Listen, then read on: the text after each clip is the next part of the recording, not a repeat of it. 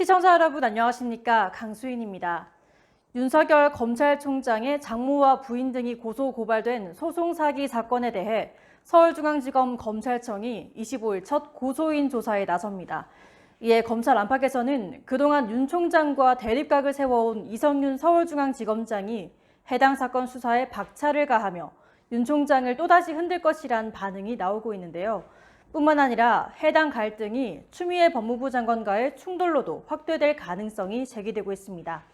앞서 윤 총장의 장모 및 부인 등 4명을 고소고발한 정대택 씨는 윤 총장의 장모 최 씨와 함께 2003년 서울의 한 건물 채권에 공동 투자했지만 최 씨가 약정서대로 이익금을 분배하지 않았다고 주장했습니다. 최 씨는 당시 약정서가 정 씨의 강요로 작성됐다며 정 씨를 강요 등 혐의로 고소했고 정 씨는 유죄 판결을 받았는데요.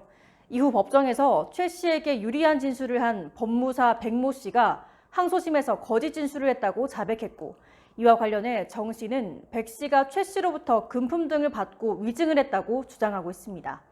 정 씨는 지난 2월 최 씨와 김 씨가 이 같은 과정에 관여했다며 그들을 소송 사기 혐의로 고소했을 뿐 아니라 수사가 제대로 진행되지 않았다며 윤 총장에 대해서도 직무유기와 직권남용 등 혐의로 고발했습니다. 문제는 당초 이번 사건이 지난 2월 서울중앙지검 형사 1부에 배당됐지만 지난 8일 돌연 형사 6부로 재배당됐다는 겁니다. 형사 6부는 지식재산 그리고 문화범죄수사 전담부서라서 이번 사건과 연관성이 없다는 것이죠. 이에 일각에서는 박순배 형사 6부 부장검사가 이지검장의 측근이라서 해당 사건을 배정해 윤 총장을 압박하려 하는 것 아니냐는 말이 나오고 있는데요.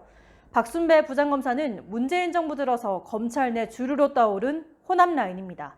그는 순천고등학교 출신이며 이성윤 서울중앙지검장도 호남 라인 중에 한 명으로 알려져 있는데요.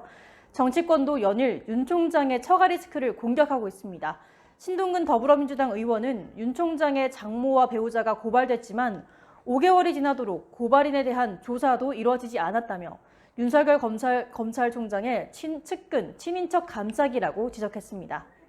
추미애 법무부 장관도 성역 없는 수사를 통해 경제 정의와 사법 정의가 회복돼야 한다는 것을 검찰 구성원들이 뼈저리게 느끼고 있다고 생각한다며 호응했는데요. 이와 관련해 법조계에선 추 장관 아들의 휴가 혜택 의혹 등으로 위기에 몰린 여권이 윤 총장 가족 수사를 통해 국면 전환을 시도하려 하는 것 아니냐는 반응이 나오고 있습니다. 지금까지 강수인이었습니다.